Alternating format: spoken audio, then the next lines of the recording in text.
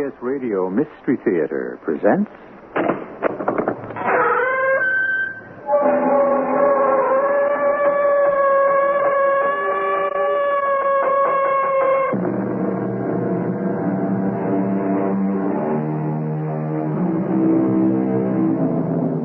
Come in. Welcome. I'm E.G. Marshall. Everyone knows that Sir Arthur Conan Doyle started in life as a doctor, not a writer. But how many of us know what type of medicine he specialized in, or where his real medical offices were located? For your information, Dr. Arthur Conan Doyle opened his office at 2 Devonshire Place, near Harley Street, in 1891. He was an eye specialist. While he waited for the patients that never came, he created the unforgettable characters of Sherlock Holmes and Dr. Watson. Watson, you know my method is founded upon the observation of trifles. But the cigar, Holmes. Once having located the tree behind which the killer stood, it was child's play to find a cigar stump where he had tossed it. The end had not been in his mouth, therefore he used a holder. The tip had been cut, not bitten off, but the cut wasn't a clean one. Hence the penknife. Holmes, you've drawn a net around this man from which he cannot escape. How do you do it? Elementary, my dear Watson.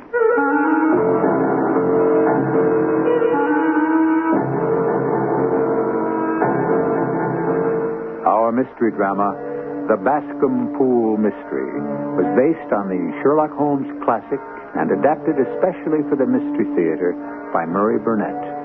It stars Kevin McCarthy. It is sponsored in part by ARM, Allergy Relief Medicine, and Buick Motor Division. I'll be back shortly with Act One.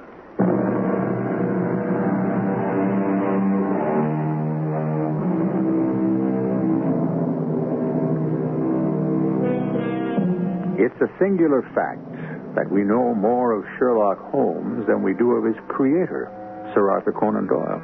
Of course, we all know he was a doctor and that he believed in spiritualism, but most of us are unaware that he was also a whaler, athlete, speculator, historian, dramatist, war correspondent, and ever and always the champion of the underdog, as is so well illustrated in the mystery which follows. One morning, when my wife and I were seated at breakfast, the maid brought in a telegram. I slid it open and read it to Mary. Have you a few days to spare? Have just been wired for from the west of England in connection with Boscombe Valley tragedy. Should appreciate your coming with me. Leave Paddington by the 11:15. Well, darling, you'll need some time, and so I shall help you pack. I'm not at all sure that I should go, but I've a fairly long list of patients. Oh, Anne Stoller will handle those for you. I think the change will do you good. And you know how interested you are in all of Sherlock Holmes's cases. Oh, well, I should be an ingrate if I weren't. But I met you through one of them. Now you finish your coffee while I go and get you packed. And so, within a very few minutes, I was in a cab rattling away to Paddington Station. After paying the cabbie, I spotted the tall, gaunt figure of Holmes pacing up and down the platform. As he saw me, his face lighted up with one of his rare smiles, and he said... Very good of you to come, Watson. Oh, well... It makes a considerable difference to me, having someone with me on whom I can thoroughly rely. If you'll keep the 2 corner seats, I'll get the tickets. We had the compartment to ourselves, and a batch of newspapers Holmes had brought along with him. As we settled down for the journey, Holmes asked... Have you heard anything about the case? Well, I haven't seen a paper for some days. It's just as well. The London press hasn't had very complete accounts, and that's why I brought these local papers along. I've already read through them, and I gather it's one of those simple cases which are so extremely difficult. Well, isn't that paradoxical? Of course, and profoundly true. Singularity is almost invariably a clue. The more commonplace a crime, the more difficult it is to bring home. In this instance, however, the police seem to have established a very serious case against the son of the murdered man. Oh, it is a murder then, huh? According to our old friend Lestrade, it's not only murder, but he has the guilty man under lock and key. Oh, well, what brings you into it then? An appeal for help from a young lady. And a feeling that all isn't as simple as it seems on the surface. I know Lestrade's theory of crime, and I shall either confirm or destroy it by means which he refuses to employ. Oh, refuses or is unable to? Nonsense, my dear Watson. Anyone with eyes can use my methods. To take the first example to hand, I very clearly perceive that in your bedroom, the window is on the right-hand side. Oh, but Holmes, you've never visited us. How on earth would you... My dear doctor, I know the military neatness which characterizes you. You shave every morning, and in this lovely spring you shave by sunlight.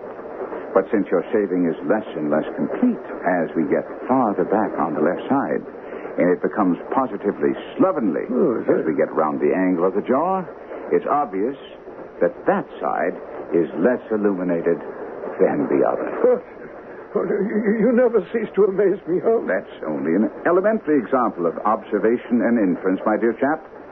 Now I suggest that you devote your time to these newspaper accounts and see if you can reach the same conclusions as I have.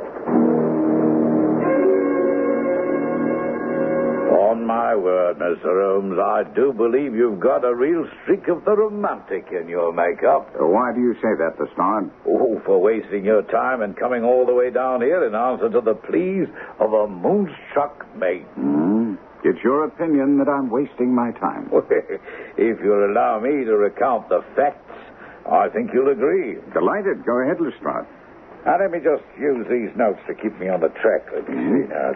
Wait, now. On Monday last, Mr. McCarthy left his farm in Atherley about 3 in the afternoon and walked down to Boscombe Pool, a distance of about a quarter of a mile. He never came back alive. That is a fact I must concede.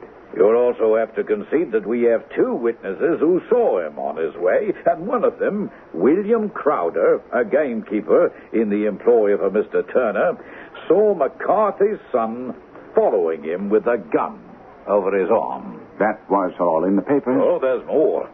A girl of 14, Patience Moran, who's the daughter of the lodgekeeper of the Boscombe Ferry estate, was in the woods near the pool picking flowers. While she was there, she saw the elder McCarthy and his son, James, in the midst of a violent quarrel. She even testifies that she saw the son raise his hand as if to strike his father. It so frightened her that she ran away and told her mother about it when she reached home. A pity she didn't stay and see what happened. Oh, come now, Mr. Holmes, we're pretty sure of what happened. I mean, McCarthy died of injuries to the head inflicted by some blunt weapon which might very well have been the butt of a gun. And the son's rifle was found near the body. Mr. Holmes, you'll have to admit that many men have been hanged on far less evidence. So they have. And many men have been wrongfully hanged. Oh, true. But if ever circumstantial evidence pointed to a criminal, it does so here. Circumstantial evidence is a very tricky thing, but I must confess, however, that the case looks exceedingly grave against the young man, and it's possible that he may be guilty. Come in. You must be Mr. Sherlock Holmes. I'm Susan Turner. I want to thank you for coming, and I've driven down here to the inn to welcome you and help you in any way I can to prove that James is innocent. Well, I sincerely hope we may clear the young man, Miss Turner. You may rely on me to do all I can. I know that James didn't do it. I know it. And I want you to know it before you start working on the case. My dear young lady, your loyalty to James McCarthy does you credit. But I know nothing before I complete my investigations. First, may I see your father if I call tomorrow? I'm afraid the doctor won't allow it. The doctor? Yes. Father has been ailing for some years, but this has broken him down completely. Dr. Willows says that his nervous system is completely shattered. Then your father and the elder McCarthy were close friends. Oh, yes, indeed. Mr. McCarthy was the only man alive who had known Dad in the old days in Victoria. Aha. Aha, at the gold mines where the papers say your father made his fortune. That's it. Thank you, Miss Turner. But is that all? I've read of your other cases, and I had my carriage wait to take you to the scene. I shall certainly want to go there at some time, Miss Turner. But the barometer holds steady. I don't understand. My dear young lady, you must allow me to pursue my inquiries as I think best. Oh, I will. I know you've read the evidence in the paper. You must have discussed the case with the inspector. Do you see some flaw? Don't you think that he's innocent? I think that is very probable. There now, Inspector, you heard. Mr. Holmes gives me hope. Well, now, I'm afraid, Miss Turner, that my colleague may have been a little hasty in forming his conclusions. With a final brilliant smile of thanks, our young lady swept to the door and left. Oh, Holmes, I'm ashamed of you. Why should you raise her hopes when you're bound to disappoint her? I'm not a sentimentalist, but I call it downright cruel. I think, Lestrade, that I see my way to clearing James McCarthy. Have you an order to see him in prison? Oh, well, of course. Then we still have ample time to take a train to Hereford and see him tonight. We can go, of course, but in my opinion, it's a waste of time. I don't know whether or not you've been informed of the remark he made when the local constable informed him that he was under arrest. What was that? Oh, he said, "I'm not surprised to hear it. It's no more than I deserve." Good Lord, Holmes. That's a confession. Not at all, Doctor. Not at all. That was later followed by a protestation of innocence. Well, with all the other evidence, Mr. Holmes, don't you consider that a most suspicious remark? On the contrary, Lestrade. It's the brightest aspect of the case, pointing to his innocence. Every one of the great detectives of fiction can be compared to magicians in their love of mystification. But with Holmes, there's a large difference. Many of the others love to mystify simply for the sake of mystification, whereas Holmes refused to divulge his thoughts until he checked to be sure that there was no other possible interpretation. We'll be back shortly with Act Two.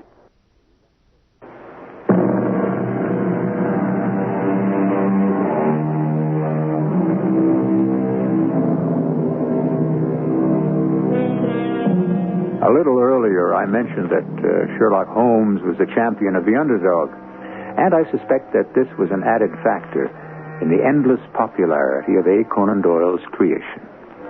Now we have Holmes rushing off to the west of England to save a man not only suspected of murdering his father, but sitting in Hereford prison waiting to be tried for that crime. When we entered James McCarthy's cell, I could understand Miss Susan Turner's feelings for the young man, for he was indeed handsome, with a frank, open countenance that cried out for belief.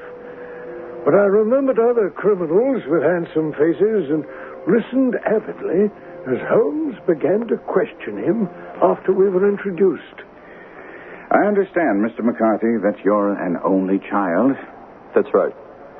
Now, I believe you testified before the coroner's jury that you had been away from home for 3 days and returned only on the day your father was killed. So I did. Where were you for those 3 days? In Bristol. You have business there? What's in Bristol has absolutely nothing to do with my case. Once again, I'll say no more about it. Very well. Now, when you returned, did you see your father? No. He wasn't home. I was upstairs in my room when I saw him drive his trap into the yard, get out, and walk very rapidly out of the yard. So you saw in which direction he was going? It's all down in the records of the coroner's jury. I've read them. I'd still like to hear it in your words. Very well. This is the way it was. I'll try to let you hear what I said, exactly as I said it. And now, Mr. McCarthy, you say you weren't aware in which direction your father was going when he left the yard? Right. You'd been away for 3 days. Did it not occur to you to seek out your father and tell him you were back, Or were you on bad terms? We got along all right. You don't deny quarreling with him at the pool? No. You must have followed him there, did you not? I told you I had no idea where he was heading. I took my gun and set off for the rabbit warren, and the gameskeeper saw me, as he said. But I wasn't following my father. I had no idea he was in front of me. Yes, just so. And how, then, did you meet at the pool? I was about 50 yards from the pool, on my way towards the warren, when I heard a cry of, "Hooray!"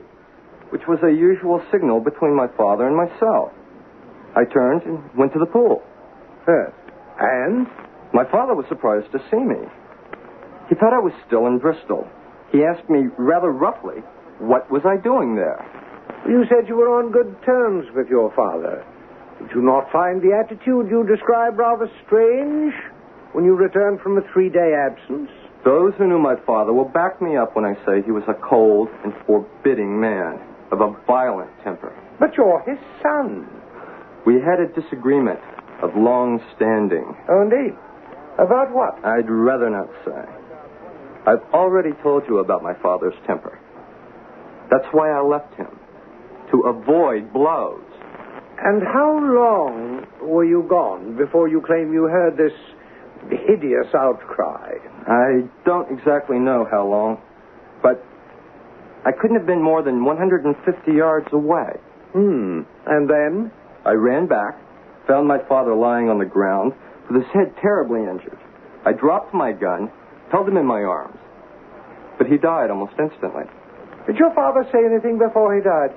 He mumbled a few words, but all I could understand was something about a rat. A rat? What did you take that to mean? Nothing. I thought he was delirious. I understand that the cry, "Cooey," was a common signal between you and your father. It was. Well, can you explain, then, that he used it before he saw you, and indeed before he even knew you'd returned from Bristol? I can't understand that myself. When you returned and presumably found your father fatally injured, did you see anything which looked strange or suspicious? There's only a vague impression in my mind of something lying on the ground to the left of me as I tried to help my father. Yes. Can you be more specific? I'll try. But you must understand it was only an impression. I think it was a coat of some sort. Gray, perhaps. Or a plaid. Well, how is it that none of the officers examining the scene mentioned this, thing? When I rose from my father, I looked around for it, but it was gone. Do you mean it disappeared before you went for help? Yes. And you don't have any idea what it was? No. Just a feeling that something was there. How far from the body? About a dozen yards. And how far from the edge of the wood? About the same. Well, then, if there was something there, it must have been removed while you were within a dozen yards of it. Yes, but with my back towards it. Thank you. That will conclude your examination. I will address the jury about arriving at a verdict. Of course, I suspected pretty much what the verdict would be after the coroner's charge, so there wasn't any shock when they came back and said I should be held on a murder charge. When we left James McCarthy and were on our way back to the inn by train, Sherlock Holmes was in high spirits. Although, for the life of me, I could see nothing in what we just heard which pointed to the innocence of young James McCarthy. Lestrade, of course, said as much as we rode along. I see by your expression, Mr. Holmes, that you're down to the deductions and inferences. As for me, I find it hard enough to tackle facts without chasing after theories. Very well, Inspector. Here's a fact for you to ponder. We all agree that McCarthy Sr. met his death at the hands of a blunt instrument, do we not? Well, of course. It's also a fact that young McCarthy's rifle was examined and found to be free of blood, hair, or any signs that it had been used as a weapon. Isn't that so? Absolutely. And you don't find it at all strange that in the heat of a violent quarrel, the son lays down the rifle that he has in his hand and searches for a rock or some other suitable weapon with which to strike his father? Well, I believe that'll come out when he confesses. It'll all be explained. My dear Lestrade, you'll be sorely disappointed if you pin your hopes upon a confession. First, because the young man, although not very bright, isn't the type to confess. And secondly, because he can't confess to a crime he didn't commit. Oh, come now, Holmes. The coroner's jury came in with the charge not because of me, but because the coroner very correctly pointed to the discrepancies in his story about the father having signaled to him before seeing him, and his strange account about his father's dying words, and his refusal to give the details of the quarrel with his father. Both you and the coroner don't blink an eye at young McCarthy's ability to come up with a fantastic tale about his father's strange dying words involving a rat and mysterious disappearance of some kind of garment. Well, you do have a way of looking at things, Mr. Holmes. But if you don't mind my saying so, they're kind of wrong side up. Like the way you took his saying when he was arrested that it was no more than he deserved as a sign of his innocence. Most certainly, Lestrade. Had he appeared surprised when he was arrested or loudly proclaimed his innocence, I should have looked upon it as highly suspicious. May I ask why? Well, however innocent he might be, he cannot be such an absolute imbecile as not to see that circumstances look very black against him. His honest acceptance of this, plus his undoubted self-reproach for his quarrel with his father, bring out the words, "It's no more than I deserve." Lestrade left us to write a report to the Yard, and Holmes insisted that we visit Susan Turner. Accordingly, we drove to Boscombe Hall, a large house located in the center of the considerable holdings of Mr. John Turner. Miss Turner, do you have any idea what caused the quarrel between James and his father on the day he was killed? You've seen James. How is he? Did you tell him I believed in his innocence? He didn't need to be told. He seems in as good spirits as one could expect. But you haven't answered my question. I know. I'm just trying to think whether James would want me to tell you, since I am involved in it, and that's the reason he wouldn't tell the coroner. Now, Miss Turner, this is no time for concealing things that might well be vital to the investigation. Oh, you're right, of course. It's no time to hide anything. James and his father had many disagreements about me. Mr. McCarthy was very anxious that there should be a marriage between us. And you're telling me James objected? Mr. Holmes, James and I have always loved each other as brother and sister, but of course he's young and he just isn't prepared to undertake marriage just yet, and I'm sure there were many quarrels between them over this. And your father? Did he favor such a marriage? No. He was averse to it also. No one but Mr. McCarthy was in favor of it at this time. Did your father ever give you any reason for his objecting? As I've told you, Mr. Holmes, my father hasn't been well for some time, and I would never think of discussing anything with him that I felt might cause him distress. At dinner that night at the inn, Holmes was thoughtful and less buoyant than he'd been earlier in the day. Lestrade joined us at coffee. Well, Mr. Holmes, have you come up with any more fancy deductions and inferences? No, as a matter of fact, Lestrade, I've only a few interesting questions. Perhaps you can help me with one of them? Oh, glad to do what I can. Can you tell me the relationship between Mr. Turner and the senior McCarthy? Well, of course. They were the best of friends. He even gave McCarthy Hatherley Farm, rent-free. They went to the races together. Indeed. And furthermore, this business has had a very bad effect on him. You know, he's in his 60s and hasn't been in good health for some time. But now it's said that because of this, his life is really in danger. It must have been a great blow to him. Well, does that help you at all, Mr. Holmes? Insofar as it poses two other interesting questions, the answer is yes. Well, then perhaps I can answer those for you also. Not unless you happen to have a map of Australia and know exactly what young James McCarthy was doing in Bristol for 3 days.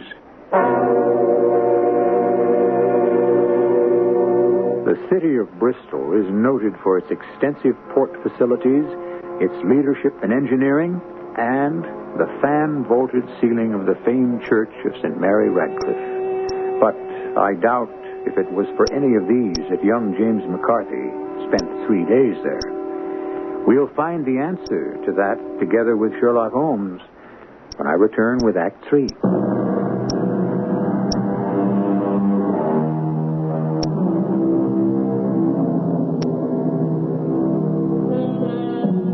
I'm not in the travel business, but I was struck with the notion that perhaps England would find it profitable to offer a Sherlock Holmes tour, one that would include visits not only to his famous headquarters at Baker Street, but would include visits to all of the places where he and Dr. Watson worked their particular brand of detection. Now, if we can imagine ourselves on one of these tours, then we'd find ourselves in the west of England at a pool in the Boscombe Valley, the site of a murder. Tell me, Lestrade, what did you go into the pool for? Oh, I was fishing about with a rake looking for some weapon or other. But how on earth did you know that? Tut, tut, I have no time. Footprints can be easily read on this marshy ground, and that left foot of yours, with its inward twists, is all over the place. Oh, of course. Now I understand why you said you'd wait until today to examine the scene of the crime. Because of the barometer. Right. The glass was steady. You knew it wouldn't rain and the tracks would still be here. Upon my word, Lestrade, you're actually employing the science of deduction. Congratulations. Now, Watson, would you be kind enough to let me have your waterproof? Of course, Holmes. I warn you, I'm going to place it on the ground and lie upon it, so that I can get a better view of these very interesting prints. It's yours, my friend. Thank you.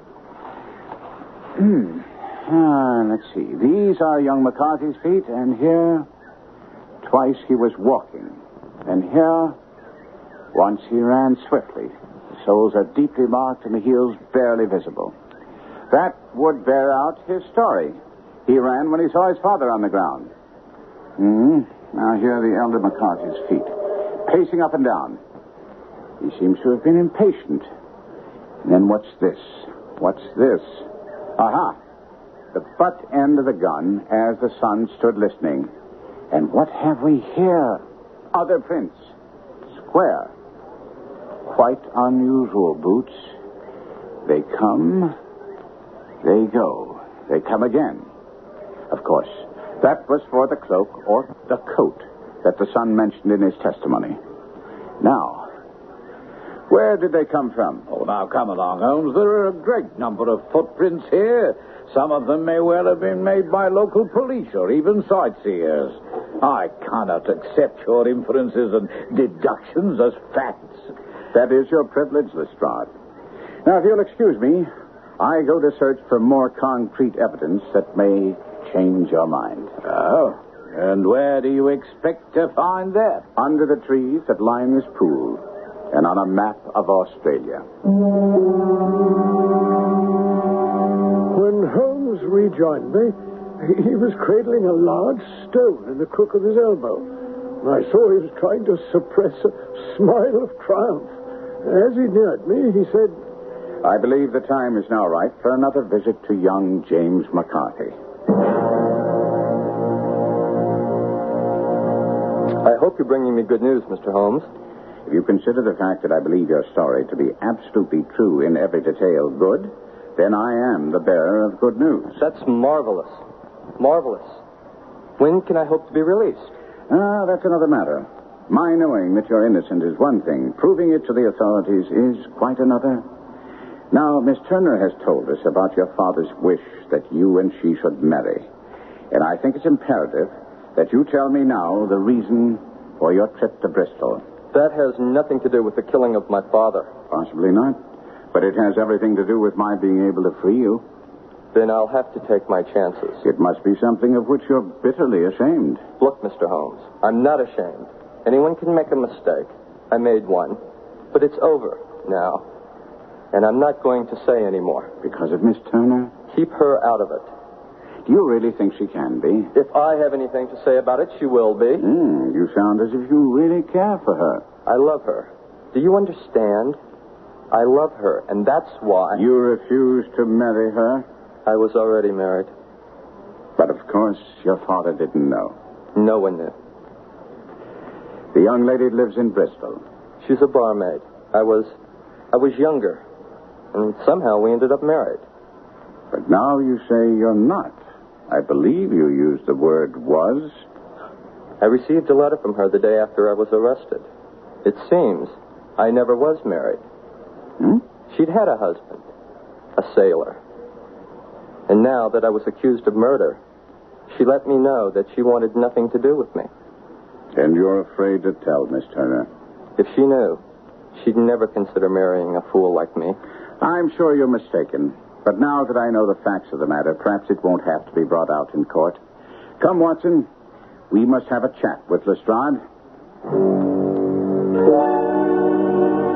This may interest you, Lestrade. It is the murder weapon. This stone? Really? I see no marks. There are none. Why then do you describe it as the murder weapon? The grass was growing under it. It had lain in that place only a few days. It corresponds with the injuries.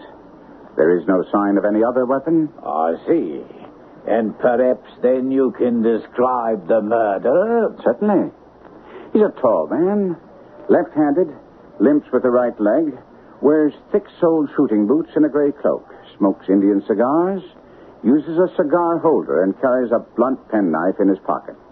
There are several other indications, but these should be enough to point us to the murderer. Oh, point you, perhaps, but we still have to deal with a very hard-headed British jury. Lestrade, doesn't it strike you as curious that McCarthy, living rent-free at Turner's expense, and thus under great obligation to Turner, should seem so certain that a marriage between Miss Turner and his son would be appropriate? Well, it might have if I hadn't seen the young lady. I mean, she's head over heels in love with that boy. Then if this isn't enough to move you in the proper direction, there's nothing more I can do. Watson, look up the timetables and tell me the next train to London. What? Now, you're going back to town, leaving the case unfinished? My dear Lestrade, you have your man and cannot be moved. And as for me, the case is quite complete. Yes, but there are still some unanswered questions. Not for me. I've described the murderer to you. But who is he? Can you put a name to him? Well, surely it shouldn't be too difficult to find out. I've discharged my duty. The rest is up to you. After Lestrade left, Holmes lit a pipe. I could see from his expression that he was troubled. Look here, Watson. I am in a bit of a dilemma. I don't see how. You've done all you could. Not quite. I believe I can name the murderer. Well, surely then the dilemma is solved. All you have to do is... Come in. Oh, Mr. Holmes, I'm so glad you're still here. I can't believe what I heard about your going back to London is true. I'm afraid it is, Miss Turner. Come in and close the door. But Inspector Lestrade said you were convinced that James is innocent. Patience, Miss Turner. Patience. In considering this case, there were 2 points that struck me instantly. One was that his father should cry cooey before seeing him. Well, that's only according to his story, Holmes. Which I've already told you, my dear fellow. I choose to believe. Oh, and the second? The father's singular dying reference to a rat. I say that if we presume both to be true, we come up with some strong presumptions. The father thought his son was in Bristol. The cooey was meant for someone else. That is a distinctly Australian signal. Therefore, I deduce that the person McCarthy expected to meet at Boscombe Pool was someone who had been in Australia. Yes. And the reference to the rat? This is a map of the colony of Victoria. The one I told you I wired for last night? Now, I place my hand over part of this map. And what do you read, Watson? A rat. And now, When I raised my hand... Oh, Ballarat. Quite so. That was what the elder McCarthy was trying to tell his son. The name of the murderer. So-and-so of Ballarat. Oh, by Jove. The possession of a gray garment was a third point, bringing us to a definite conception. We are looking for a person from Australia, from Ballarat, with a gray cloak. Astounding, Holmes. You applaud my performance before I finished. We can further deduce that this person is one who is native to this district because the pool can only be approached by the farm or by the estate, where a stranger would, well, hardly wander without being certain to attract attention. I have other evidence, but it all points in the same direction. The direction of a left-handed man with a limp who smokes Indian cigars. But you told Lestrade he used a cigar holder. He does. The cigar stump I found clearly showed that the end had not been in his mouth. Therefore, he used a holder, and the tip had not been bitten off but cut. The cut was not a clean one, so the deduction is clear that he must have used a blunt penknife. I don't want to hear any more. Mr. Holmes and Dr. Watson, you must forgive me, but I cannot stay. I have to... Father. Susan. Good Lord, I never expected you to be here, Susan. Mr. Holmes, your note said... I apologize, but there was no way of avoiding this issue. No, I suppose not. And I assure you I would have spoken before now if it weren't for Susan. She's... Father, I don't think you should say any more. No, it's too late, my dear. I have a great deal more to say, and it's best now that you hear it all. He cannot be arrested. I will not have him arrested. I sent for you, Mr. Holmes, and I can send you away. There may be no arrest. Oh, but Holmes... We are not police officials, Watson. I came here at Miss Turner's request, as she says. However, an innocent man must not be allowed to suffer. I have had diabetes for years, and my doctor says now that it's only a question of a month or two before I die. But I tell you, no one knew the true character of that dead man. He was a devil incarnate, and his grip has been upon me these past 20 years. It stems from Australia. Yes. Back in the early 60s, I went to Australia to make my fortune. I failed at my diggings, fell among bad companions. Oh, I was hot-blooded and reckless. I took to the bush and became, in short, nothing better than a highwayman. There were 6 of us, and we had a wild, free life. Black Jack of Ballarat was the name I went under. And we're still remembered out there as the Ballarat Gang. And then, one day we heard of a gold convoy coming from Ballarat to Melbourne. The escort troopers outnumbered us, but as I said, we were reckless. All right, boys, let's go get him! Hold those horses steady, driver. Cover him, boys, while I climb up and get him to help me unload the gold. All right now, driver. You'll either help us unload this gold or I'll put a bullet through your brain. We got away with the gold, but the driver of that coach was this same McCarthy. I wish I'd shot him then, but I gave it no thought. And how many years later did he find you? Some 11 or so. I suppose it was a punishment God laid on me, despite the fact that I'd turned over a new leaf and tried to make up for my past. I'd gone to London about an investment when I met him in Regent Street with hardly a coat to his back or a boot to his foot. But he'd been tracking you? Well, he must have been, because he knew I didn't live in London. He touched me in the arm, and I'll never forget his words. Well, here we are, Jack, he said. We'll be as good as a family to you.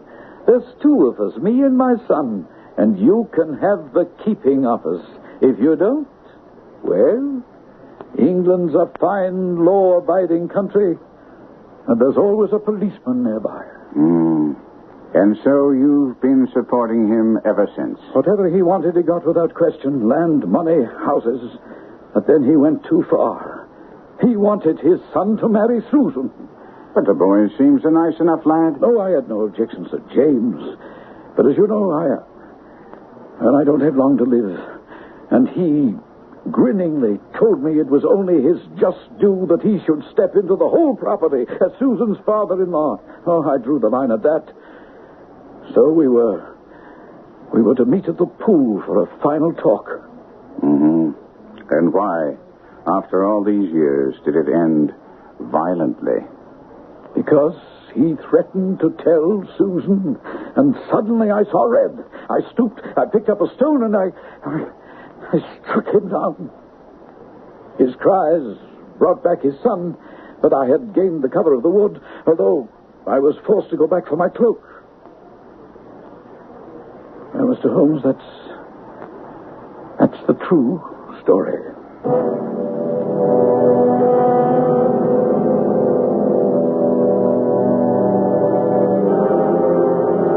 Alexander Turner died less than a month after he'd given us his confession in the inn at Hereford, with Holmes feeding young McCarthy's counsel ammunition with which to shoot down the case for the prosecution, and with the young man revealing the reason for his Bristol visit. He won an acquittal. And that very night, Holmes and I sat before a fire in our Baker Street flat, watching Turner's confession turn to cinders in the crackling flames. My dear Watson, don't fret too much about my not being able to take credit for solving the Boscombe pool mystery. How the devil did you know? I'm sure that after the passage of time, you'll write it in those memoirs you're working on. Oh. And don't forget to point out that the one person everyone tried to protect, Susan Turner, knew the whole story. Yes. While James McCarthy was spared the knowledge that his father was a blackmailer and his father-in-law a murderer. Sherlock Holmes once remarked that art in the blood is liable to take the strangest forms. And Holmes' creator, A. Conan Doyle, proved it by permitting the stolid Dr. Watson to become mischievous about the stories that were supposedly too delicate to open to the public. And here Doyle let Watson's imagination run wild as he mentions the fact that he could never tell us the story of the politician, the lighthouse, and the trained cormorant. A mischievously intriguing title, if there ever was one. I'll be back shortly.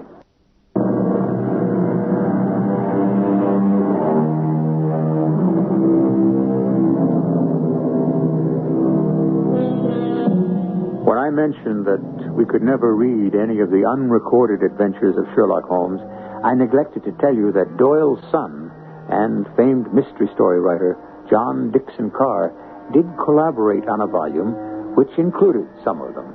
They were interesting, but, as the authors themselves would be the first to admit, lacked the master's touch that made A. Conan Doyle and his Sherlock Holmes world famous.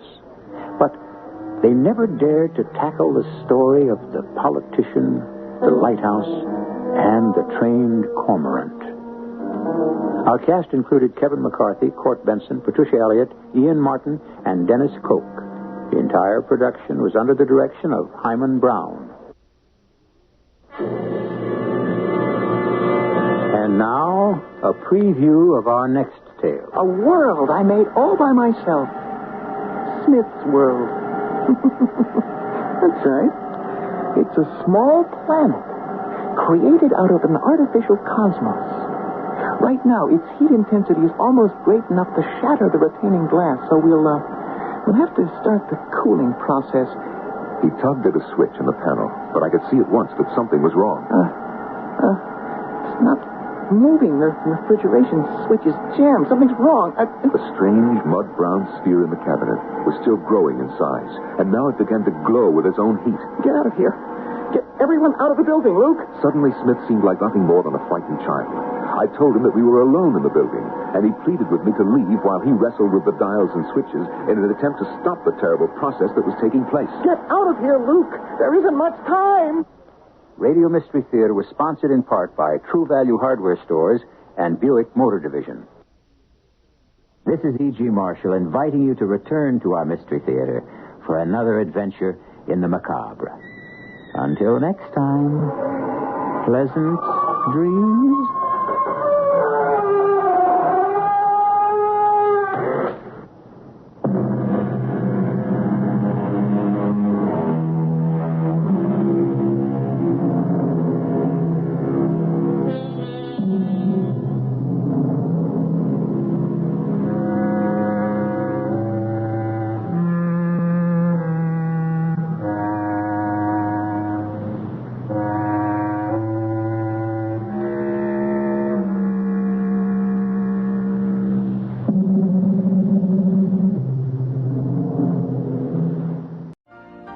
You've been listening to the OTR Gold Network.